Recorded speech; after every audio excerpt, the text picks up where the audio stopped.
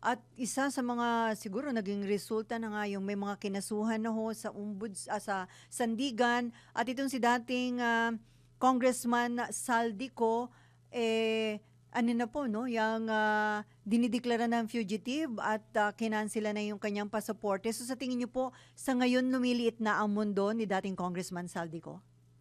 Lahat naman po sila, yung may mga warrant of arrest na po, warrants of arrest, Oho. kailangan pong mag-surrender na lang kasi you're just prolonging the agony. Hindi porket nagtago ka, Oho. absuelto ka na. Mananagot at mananagot ka pa. Sabihin na natin, magtago ka ng 3 years matapos ang administrasyon na ito. Mhm. Nandiyan pa rin naman yung kaso. So, kailangan mong harapin talaga siguro. Mag-prepare ka ng iyong depensa. Mhm. Marami naman ang ika nga, mga tinukoy dyan. So, medyo busy din yung ating mga otoridad. Pero yun nga lang, kung ikaw ay natukoy dyan, ikaw ay nabigyan ng subpoena para magpaliwanag, Mhm. magpaliwanag ka siguro na sabihin mo na wala akong kinalaman dyan. Mhm.